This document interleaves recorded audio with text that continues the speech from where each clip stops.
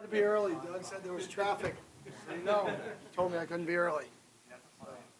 You're fine.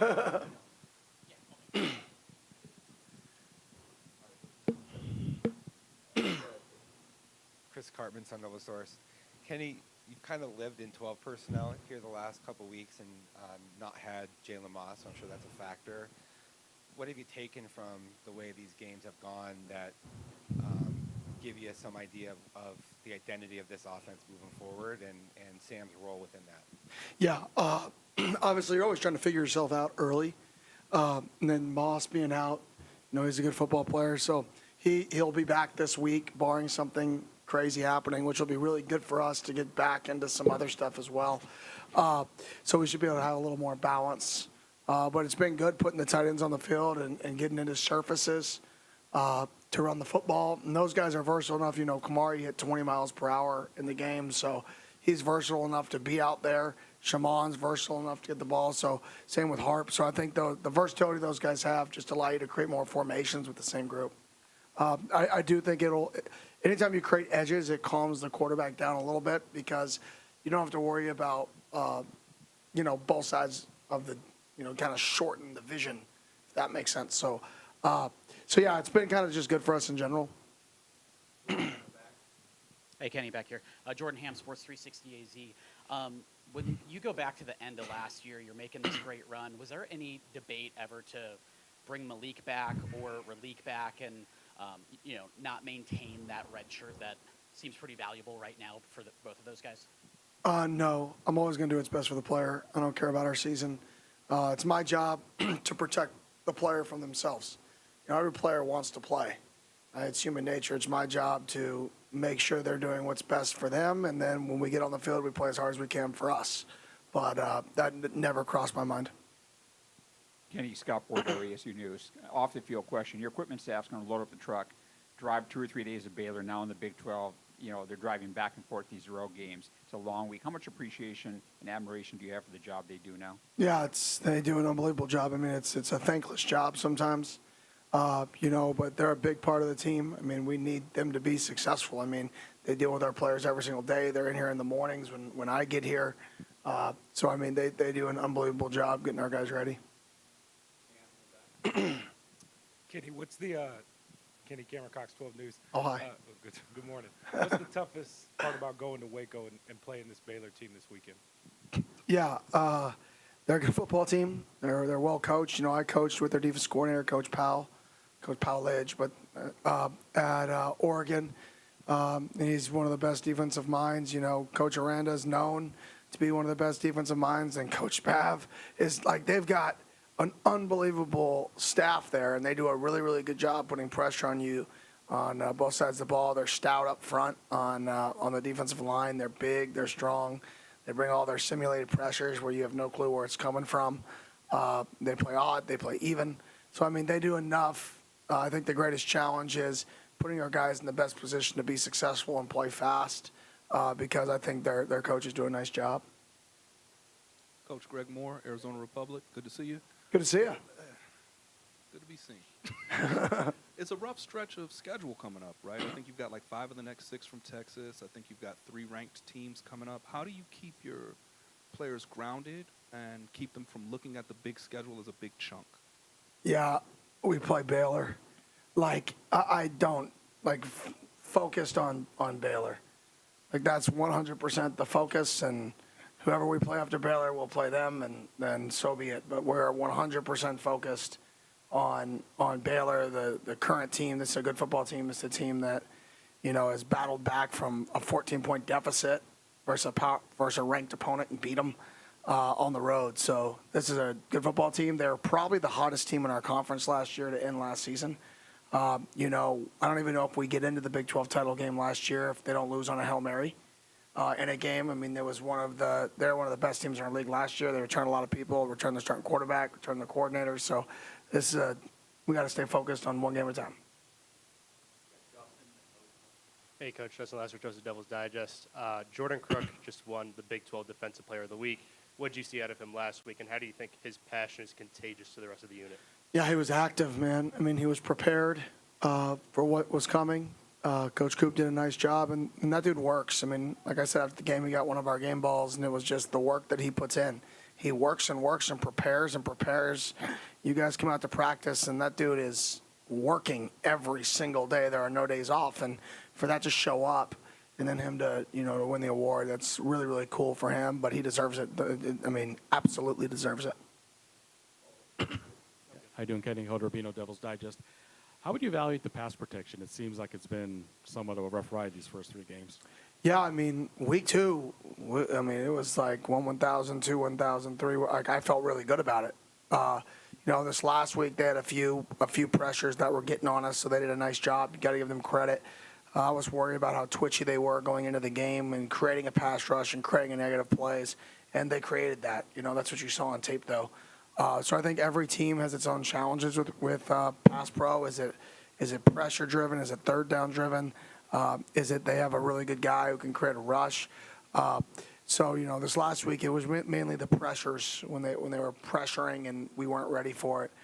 They created a little bit, but our line's playing really well right now. So we got to be a little better at back and pass pickup, and then part of taking shots is sometimes they're going to hit home if they pressure.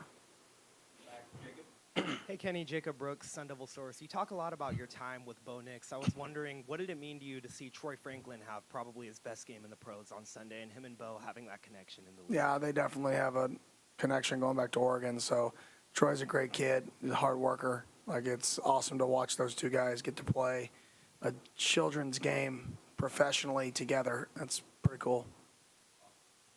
Hey, Kenny. Wanted to touch on something that you mentioned in the past about the new practice facility looking like the 16th hole at the Waste Management. Could you dive into what that picture looks like in your head? Yeah, I'm going to leave some of that for the athletic department and, let them kind of take the reins there and roll with it. Doug Franz, Unplugged Podcast. Will you get real into the minutia of why your run game was successful? Was it hand placement? Was it attitude? Was it scheme? What did you do well on tape? I think we simplified, and then we moved people. They were twitchier a bunch, not as big. So it was all about making sure we were on the right people. Sometimes when you face bigger bunches, it's about, how do you get 4 hands or 3 hands on people. When you face twitchier guys that move, it's how do you make sure there's 2 hands on every single person. So I think the staff had a good plan, and I think the players executed the plan. They knew what was coming, and we got 2 hands on a person, and we took them where they wanted to go. So I think, every game is a little bit different with how you run the football. This team's completely different. This team's big, strong dudes playing odd 4 eyes. One of the things that Coach Aranda's done forever is he's been so good at small changes to his scheme. So play a 3 versus a 4 eye, a guy head up versus a tight shade, right? So I think the things that he does defensively, that isn't big changes in scheme. He just makes small changes that make it really difficult to game plan for. So I think we're going to put together a good plan.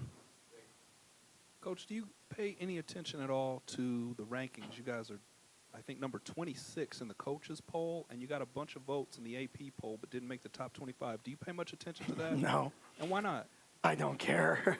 What were we? I mean, there's teams that are picked 103rd that are some of the top 25 teams in the country this year, and some teams that are some of the top picked in the top 25 that are one of the bottom 103 as well. So, you got to worry about that a little bit at the end of the season. But, when they're picking where you go play and stuff like that after the final game, but you can't control it.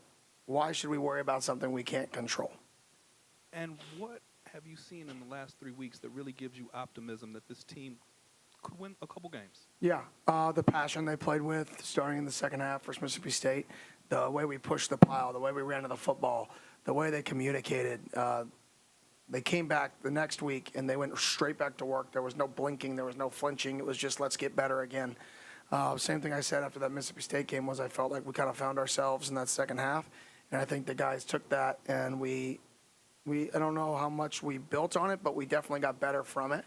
Now we got to continue to build from that, right? Because you can't stay the same. We can't go out there and run the exact same plan this week. We can't go out there and do the exact same thing this week. Those guys get paid to coach. Those players get they prepare to play us. We got to show them something different. We got to do something different, and we got to be ready for a whole different type of team, a whole different skill set.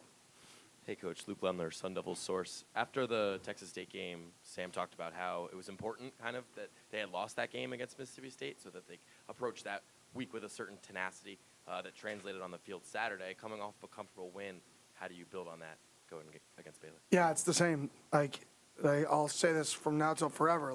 Great. The emotions of Saturday are exciting. They're fun. You come in Sunday, what can I get better at? What can we get better at?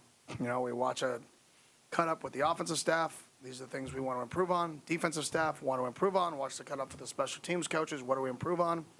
We then come in today. We meet with the players. This is what we need to improve on, right? And from now till forever, that's the formula. That's the message. It doesn't matter if you win or lose. When we meet on Monday morning, it is time to move on. It's time to get better and flush it. Coach Michael Carrasino, Pitchfork Lunch.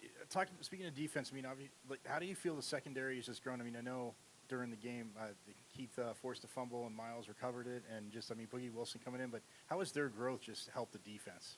Yeah, they've done an awesome job. Savvy football players. I think we got a lot of savvy guys out there. If they were in they are in a video game, I guess. But the play recognition would be high, right? If they were, which I don't even know if they are, but they should be. We've got a lot of guys with high play recognition, high IQ, and I think that just translates to usually getting better throughout the season. So I think all those guys, how much football they've played, they've learned from those snaps, and they get better every single game, and that's always the mission. Hey, Coach, Adam Keaton, Cronkite News. First chance for you guys to see Sawyer Robertson in your time here. Just what type of challenges does he present to your defense? Yeah, I actually recruited him out of high school. Didn't get him. Went to Mississippi State to play, and he's a heck of a player. He's accurate. He's tall, big, so he can see over the line, make throws over the middle of the field really well, which is obviously a strength of a taller quarterback. He's super intelligent. Better athlete than people give him credit for. He's a big dude. I went and saw him throw live at a practice back in high school. So really good player. He's had a lot of success the last 2 years there. So it's going to be a good challenge for us. Quick follow-up. Sam is such a competitor. Do you find him to kind of get up for these games against these talented quarterbacks in the conference? Yeah, he's going to compete versus everything. He doesn't like to fail. So he wants to be the very best he can be every single game. Sometimes you just got to take a deep breath and realize you get to play college football at an awesome place, and you're living out your dream, and I think he did that this week. Hey, Kenny, Damon Allred, Arizona Sports. The 24-yard run by Jackson was the longest play you guys allowed versus Texas State. What do you make of how you guys prevented explosives after that was such an area of emphasis? Yeah, that was, I think you just said it, that was an area of emphasis. We made it very clear that we played really, really good defense week 2. Take away 3 plays. Man, but that's what makes football different than other sports. 1 play in football can be worth 7 points, right? No other sport is it that valuable. Can 1 play. Usually you have to, hit 6 baskets. You have to hit 3 baskets. 1 play in football, 7 points. And if you do 5 of your 75 plays are off, 35 points. Just like that. I think that's what makes football the ultimate team sport. You have to communicate. You have to play hard. It's because you're going to make those mistakes. But are those mistakes that lead to touchdowns, or they lead to 17-yard gains because everybody's flying to the football, right? So I think it was just the emphasis on it. And I think the guys, took it to heart. And then quick follow-up. The defense is 2 sacks and 11 tackles for loss ahead of last year's non-conference pace. What do you make of just how that unit is looking going into the Baylor matchup? Yeah, I've been really pleased with our D-line in the 4-man rush game, getting after the quarterback. Our linebackers in the recontain game, versus 7-man pros, we've been adding pretty well.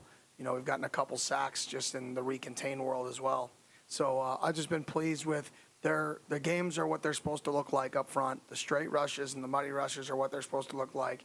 We're containing the quarterback. So I've just been pleased with that unit as a whole. Kenny, what are some of the hallmarks of Aranda's defensive style and the personnel that might stand out to you? Yeah, big dudes up front. He wants big dudes up front, and he wants to be able to bring pressure from all over. They're called simulated pressures. He wants to be able to act like he's rushing 5, act like he's rushing 6, and only rush 4 because he drops out an end or drops out a defensive tackle, right? So everything is to simulate pressure without bringing it to confuse the quarterback. So your traditional thoughts of that defensive end is going to rush the passer is out. That defensive tackle is going to rush the passer is out because he's going to try to play his coverages with different guys, filling in the puzzle. And then, like I said, he does such a good job. They run what they run, but he does such a good job changing the small details of what they do. Guys from shades to 2 eyes, guys from 4 eyes to 3s. So your angles on blocks just completely get destroyed. But the structure of their defense is the same. So he gets to dictate what he wants you to do by making really small changes every week. It's why he's the head coach at Baylor. It's because he's been one of the best defense coordinators in the country for a long time. Coach, good afternoon. You've had 4 different guys rush for over 100 yards in the game. How valuable is that in just scheming for upcoming games? We've had 4? I believe so. That's all. Yeah, great. I didn't even know. That's a great stat. That's awesome. I mean, if you can have 4 guys rush for over 100 yards, just shows the versatility you have. It's hard to, lock in on a guy. So, yeah, that's positive. Kenny, you referenced Sam taking a deep breath against Texas State and just enjoying college football. Do you think he maybe was placing a little bit too much pressure on himself to start the season? And did you have a conversation with him about that just to say, hey, look, just, relax and enjoy what you're doing? Yeah, Sam's a phenomenal player. Like I've said multiple times, I don't think I did a good job in week 2 getting him ready to play football. I think he did a really good job this week preparing, and I think that showed up on tape. He was comfortable, he was prepared, and he played really well. So, like I said earlier, last week, I think that second week was on me. I don't think I did a good job preparing him to play quarterback. I think he kind of prepared really well this week. He had a really good week of practice, and I think he played really well. Hey, Coach, Ryan Myers, Devil's Digest. You guys had 7 receptions from tight ends this last week, and seeing Shimon really get a lot of touches this time around, what do you make of the tight end group's impact for you guys on offense over the last week? Obviously very similar to what I said last week. We've always had a plan to get the tight ends the ball, but if you don't get first downs, you don't have enough plays to get them the ball. So I think we finally got enough plays to where we could actually get other guys the ball and get into a little bit of a rhythm on offense. And when you get into a rhythm and other guys are touching the ball, you're moving the ball around, it's harder to stop the primary plays because you get to run all your complements, right? Because everybody has a plan of attack going into a game, and then you have all your stuff off of it. Well, if you can't run your stuff off of it because you don't have enough plays, your primary attack is worse because you're not protecting it, right? And you can't just call your protection plays on 2nd and 9 and get to 3rd and 11 sometimes, or 3rd and 9 or 3rd and 7, because that's going to be poorly efficient 3rd downs. So I think we finally were in manageable 3rd downs, manageable 4th downs, which allowed us to convert, which allowed us to run more plays, which allowed more guys to touch the ball and actually show the system or the game plan more. Coach, you talked about how pleased you were with your defensive production these past few weeks. Someone that I've noticed on nearly every single play is Keyshawn Elliott. Can you kind of talk about the impact he has on the unit, even on a day-to-day basis? Yeah, he's just steady Eddie, man. Like every single day he shows up and you know what you're going to get from Keyshawn. He's going to work hard. He's going to be one of the first people in the building. He's going to eat right. He's going to stretch. Like he's going to truly treat this like he's a professional. Like he so consistent in his work. He's intelligent. He's instinctful. So, you just get a guy that you can absolutely trust. I think that's the easiest way to describe Keyshawn is you can trust him with anything and have a lot of faith if he says he's going to do something, he's going to do it. Back to Chris's question about the front 7. How are you normally coaching this up? Is Ben full on calling out protection schemes? Is that Sam? Do you call a play, and if it's 3 tech, block it this way, change it if it's 4-eye, or do you change the play? How do you coach this I don't up? want to get too much into how we change things and stuff like that, just because I know Powell will watch this, and he's a good football coach, and he'll try to get us. But we try to do it multiple ways. I think any good system has to be able to have the center and the quarterback change pros, in conjunction with each other, or not change pros or fake change pros. When you're a change pro team, and you're a check team, you also have to have dummy checks that mean nothing, so teams don't know what's going on, right? But yeah, I'm not going to get too much into the nuances of how that stuff works. Hey, Coach. Last season, you guys saw a large portion of your success in the middle eight. How would you evaluate how you guys have played in those segments so far this season, and how big is that in conference play? Yeah, I mean, week 2 we were plus. I mean, I include the first possession of the second half, even if that takes 7 minutes or whatever it takes. So the last 2 weeks we were plus 10 in both games, field goal, touchdown in both games. We missed an opportunity at the end of the first half this last week to really, score a field goal, get a stop, and then we got the ball back again, and we had an opportunity to go score again. And, I showed the guys I would have liked to manage that situation a little bit different in terms of our aggressiveness on the 2nd and 1 maybe. But I thought we're doing well. I mean, we're plus 20 in the last 2 weeks, so that's pretty good. Hey, Boogie was a pretty seamless, it seemed, replacement for Xavier Alford on Saturday. Just curious, after watching the film, what you thought of how he looked and how comfortable you are with him in that spot if X misses some time. Yeah, I don't think you can ever replace Xavier. He's first team All Big 12. He's one of the leaders of our football team.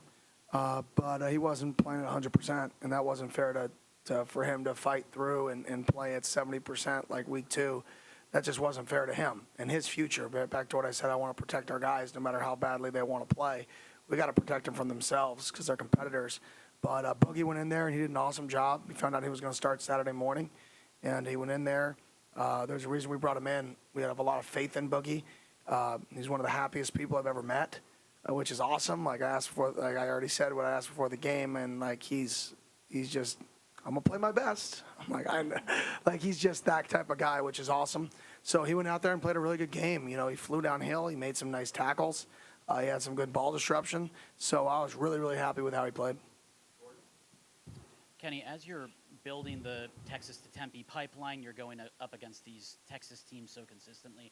What are some of those common threads or common characteristics you see out of players that come out of Texas, whether it's how ready they are to play or any other characteristics they may have? I mean, just the toughness and the love of the game. That's what I like out of, regardless of where a player's from, just the toughness and the love of the game. You love the game. The work ethic, I think, correlates with love of the game. So I think, you can find some of those guys or a lot of those guys in Texas with just how much, football matters in the state of Texas. So I definitely look for that when looking in the state of Texas. And I look for that when I look in the state of California and the state of Utah and the state of Arizona, Hawaii, wherever that is. Right? We always look for those characteristics. You just find a lot of that in Texas because the care level's high.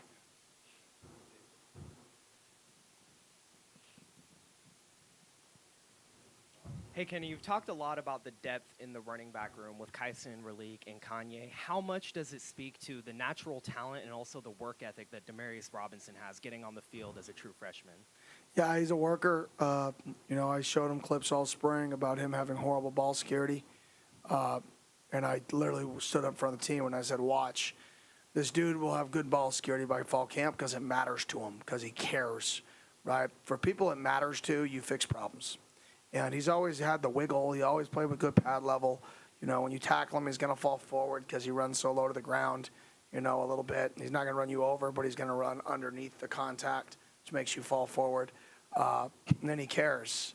So I think anytime you have a guy with that care level and the talent to boot, you have a chance to play early. So I'm happy to see him playing, That's man. He always jokes around. He calls it Kenny Man. That's my guy. Thank you.